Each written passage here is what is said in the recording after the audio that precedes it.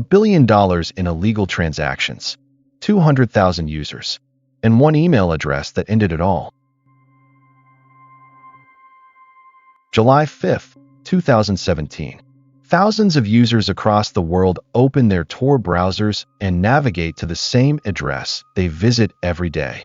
AlphaBay, the largest illegal marketplace on the internet. But today the page does not load. No login screen. No vendor listings. No escrow dashboard. Just a blank connection error. Within hours, panic spreads across dark web forums. Did the admins exit scam with everyone's Bitcoin? Did law enforcement find the servers? Nobody knows. But behind the scenes, 9,000 miles away in Bangkok, Thailand, a 25-year-old Canadian named Alexandre Ca is sitting in a jail cell.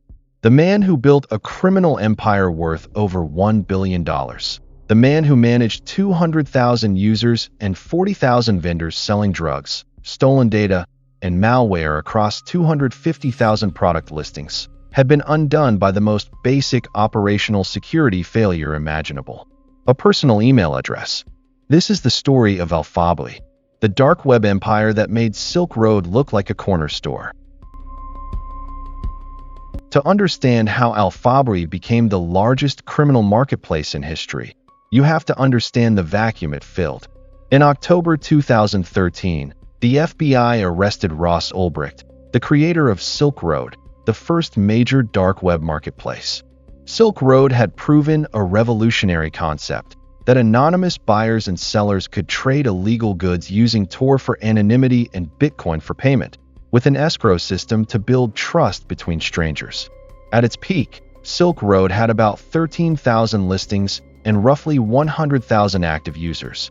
When it fell, dozens of copycat markets rushed to fill the gap. Silk Road 2.0 launched within weeks, but was shut down by the FBI in November 2014. Most competitors were plagued by scams, unreliable admins, and poor security. Alexandre Ca saw a different opportunity. Ca was a self-taught programmer from Trois-Rivières, Quebec. He had been active in underground forums since his teenage years, building a reputation under the handle Alpha02. By 2014, at 23 years old, he had relocated to Bangkok, Thailand, where the cost of living was low and law enforcement scrutiny was minimal. In December 2014, Ca launched AlphaBay. From the beginning, it was more professional than any dark web market before it. Clean interface, fast servers, reliable escrow, responsive admin support, vendor verification, multi-signature Bitcoin transactions. And critically, AlphaBay was one of the first major markets to accept Monero, a privacy-focused cryptocurrency that was far harder to trace than Bitcoin. The market grew explosively. By mid-2015, AlphaBay had overtaken every competitor. By 2016, it had 200,000 active users. By early 2017, it had more than 250,000 listings for illegal goods, drugs, stolen credentials, fraud tutorials, malware kits, counterfeit documents, and more. AlphaBay was 10 times the size of Silk Road at its peak, and Ca was living the life to match. For Lamborghinis, a Porsche Panamera, 3 luxury condominiums in Bangkok, a beachfront property in Antigua, a net worth estimated at $23 million in cryptocurrency, real estate, and vehicles, all from a 2 to 4% commission on every transaction flowing through his platform. Here is how AlphaBay actually worked. A buyer would download the Tor browser, connect to the alphabay.onion address, and create an anonymous account. They would deposit Bitcoin or Monero into their AlphaBay wallet. Then they would browse listings organized by category, drugs, digital goods, fraud, malware, services, just like shopping on a legitimate e-commerce site. Each vendor had a profile with ratings, reviews, and a trust score built over hundreds or thousands of transactions. When a buyer placed an order, the cryptocurrency went into escrow, held by AlphaBay's system. The vendor shipped the product, usually through regular mail services. When the buyer confirmed receipt, the funds were released to the vendor minus AlphaBay's commission. If there was a dispute, AlphaBay admins would mediate, reviewing messages and evidence from both sides. The system worked because it solved the fundamental problem of illegal commerce. How do you trust a stranger you cannot see, cannot contact outside the platform, and cannot take to court if they cheat you? AlphaBay's escrow and rating system created an artificial trust layer that mimicked legitimate marketplaces like Amazon or eBay, and the scale of the operation was staggering. The DEA linked fentanyl sold on AlphaBay to multiple overdose deaths across the United States. Stolen credit card data from major breaches was resold by the millions. Ransomware kits were sold as turnkey products, complete with customer support from the malware authors. But for all its technical sophistication, AlphaBay had a fatal flaw embedded from day one. When AlphaBay first launched in December 2014, the system sent automated welcome emails to new users. Those emails were sent from the address pimp_alex_91@hotmail.com, Case's personal email. The same email address linked to his LinkedIn profile, his PayPal account, and a Canadian technology company he had founded called EBX Technologies. For the FBI, it was like a burglar leaving his driver's license at the crime scene. By late 2016, the FBI had identified Alexandre Ca as Alpha-02, the administrator of AlphaBay. But taking down the largest dark web marketplace required more than just one arrest. It required an international operation unprecedented in scale and sophistication. The plan was called Operation Bayonet, a joint effort between the FBI, DEA, Europol, the Dutch National Police, the Thai Royal Police, and law enforcement from France, Lithuania, the United Kingdom, and Canada. And it had a twist that nobody saw coming. While the FBI was building its case against AlphaBay, the Dutch National Police had been running a parallel operation against Hansa Market, the second largest dark web marketplace.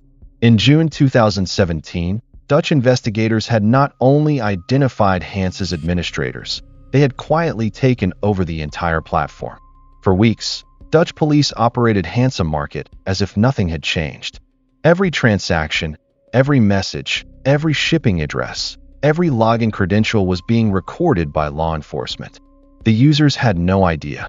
On June 20th, 2017, Thai police arrested Alexandre Ca at his home in Bangkok. It was early morning. Ca was in bed. When officers entered, they found his laptop open and logged into the AlphaBay admin panel. That open laptop gave investigators direct access to AlphaBay's backend, including server locations in Lithuania, Canada, and the United Kingdom. Over the next 2 weeks, those servers were systematically seized. On July 4th, AlphaBay servers in Lithuania were taken down. On July 5th, the site went dark for the last time. And then the trap sprung perfectly. Exactly as the FBI and Dutch police had predicted, panicked AlphaBay users began flooding to Hansa Market. Registrations on Hansa increased 8 times in the days after AlphaBay went offline. Thousands of drug dealers, data thieves, and fraud operators, all migrating to what they thought was a safe haven, directly into the arms of Dutch law enforcement. On July 20th, 2017, the Department of Justice held a press conference announcing Operation Bayonet. Attorney General Jeff Sessions called it the largest dark web marketplace takedown in history. Both AlphaBay and Hansa Market were shut down simultaneously. The numbers were staggering. From AlphaBay, authorities seized approximately $8.8 million in cryptocurrency, $1.1 million in real estate in Thailand and Antigua, and over $1 million in luxury vehicles. Total seized assets from Ca's alone exceeded $23 million. From the Hansa honeypot operation, Dutch police had collected over 10,000 home addresses of drug buyers, thousands of vendor identities, complete transaction records, and encryption keys. Hundreds of investigations were launched worldwide based on Hansa data alone. But the announcement carried a darker footnote. On July 12, 2017, 8 days before the press conference, Alexandre Ca was found dead in his jail cell in Bangkok. Thai authorities ruled his death a suicide by hanging. He was 25 years old.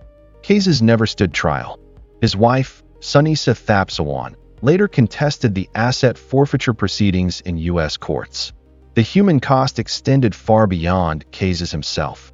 The DEA had documented multiple fatal fentanyl overdoses traced directly to drugs purchased on AlphaBay. A single vendor on the platform, operating under the name Ching Anonymous, had shipped fentanyl-laced pills to buyers across the United States. At least one buyer died. For the families of overdose victims, AlphaBay was not an abstract marketplace. It was the supply chain that killed their children. The dual takedown of AlphaBay and Hansa Market sent shockwaves through the dark web ecosystem. For the first time, law enforcement had demonstrated that they could not only take down a major marketplace, but weaponize the aftermath. The Hansa honeypot strategy proved that fleeing to a backup marketplace was itself a trap. Trust in dark web platforms collapsed overnight. Users questioned whether any marketplace was truly safe. Were the admins real criminals or undercover agents? Were the servers truly anonymous or already compromised? The paranoia was justified. In the years that followed, the pattern repeated.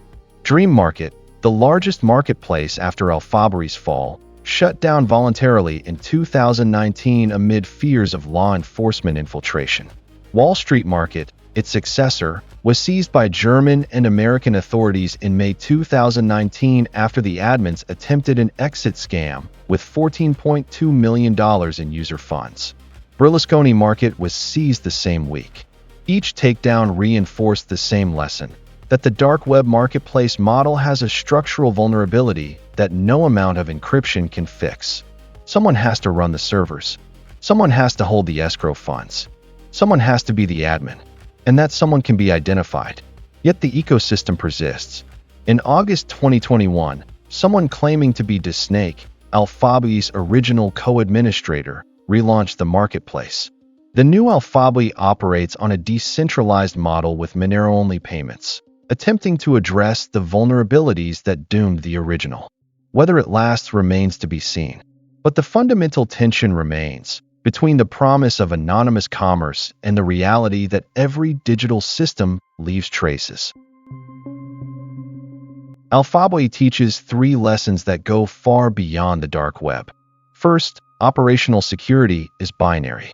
You either maintain it perfectly or you do not have it at all.